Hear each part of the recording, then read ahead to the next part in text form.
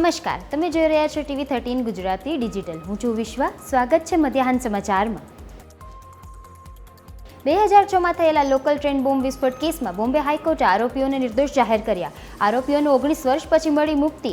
11 જુલાઈ 2006ના રોજ વિસ્ફોટ થયા હતા, જેમાં 189 લોકોના મોત થયા હતા અને 800થી વધુ લોકો ઘાયલ થયા હતા. પ્રોસિક્યુશન પાસે પૂરતા પુરાવા ન હોવાના કારણે કેસ ધોવાઈ ગયો. આજથી સંસદના ચોમાસુ સત્રનો પ્રારંભ. સરકારે તૈયાર કરાયેલા 17 બિલ કરવામાં આવશે રજૂ. વિપક્ષના સવાલોના જવાબ આપશે સરકાર. સત્રમાં રાજકીય તણાવ, મહત્વપૂર્ણ કાયદાકીય ફેરફારો અને વિદેશ નીતિ અંગે ઉગ્ર ચર્ચાઓ થવાની શક્યતા. ઇન્ડોનેશિયામાં મધદરિયે જહાજમાં લાગી આગ. ગભરાયેલા લોકોનો જીવ બચાવવા માટે દરિયામાં કૂદ્યા. શરૂઆતમાં માત્ર 280 મુસાફરો અને 15 ક્રૂ સભ્યો નોંધાયા હતા, પરંતુ બાદમાં બચાવ કામગીરી કરતા 568 જીવિત લોકોની પુષ્ટિ કરવામાં આવી છે. આંધ્રપ્રદેશમાં 3500 કરોડના દારૂ કૌભાંડમાં થયો મોટો ખુલાસો. પૂર્વ સીએમ જગન રેડ્ડીનું નામ ચાર્જશીટમાં દાખલ. MP મિથુન રેડ્ડી સહિત 12 લોકોની કરાઈ ધરપકડ. 305 પેજની ચાર્જશીટ કરાઈ દાખલ. શેલ કંપનીઓ, હવાલા અને નકલી સ્ટાર્ટઅપ્સ મારફતે ચૂંટણી ફંડિંગ માટે ₹250થી 300 કરોડની રકમ વિતરણનો દાવો.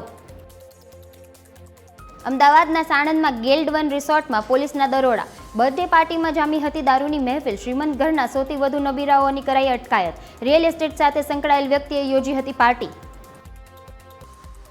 છેલ્લા 24 કલાકમાં રાજ્યના 141 તાલુકાઓમાં વરસાદ. જૂનાગઢના માંગરોળમાં સૌથી વધુ 3.5 ઇંચ વરસાદ પડ્યો.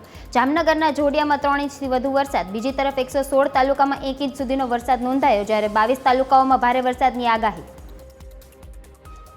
અરવલ્લીમાં પશુપાલકોના વિરોધ વચ્ચે ભિલોડા તાલુકામાં દૂધ મંડળીઓમાં દૂધ આવવાનું શરૂ થયું.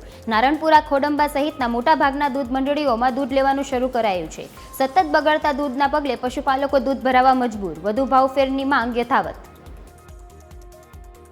સરકારે ખરીફ પાકની મોટા પ્રમાણમાં કરી ખરીદી. બાજરો, જુવાર, મકાઈની કરી વિક્રમજનક ખરીદી. વર્ષ 2025-26માં ગત વર્ષની તુલનાએ વધુ ખરીફ પાકની ખરીદી. આ વર્ષે 118 મેટ્રિક ટન મકાઈની ખરીદી કરાતા ખેડૂતોમાં ખુશીની લાગણી. સ્વામિત્વ યોજના હેઠળ મિલકત ધારકોને વિનામૂલ્યે અપાશે સનદ. મિલકત ધારકે ₹200ની ફી નહીં ચૂકવવી પડે. 25 લાખ જેટલા લોકોને થશે લાભ. અમેરિકાના અલાસ્કામાં ભૂકંપના આંચકા અનુભવાયા. સંબંધિત એજન્સીઓએ સુનામીની ચેતવણી જારી કરી. વહેલી સવારે 6.2ની તીવ્રતાનો ભૂકંપનો આંચકો આવ્યો હતો. મધ્યાહન સમાચારમાં હાલ આટલું જ. જોતા રહો TV13 ગુજરાતી ડિજિટલ.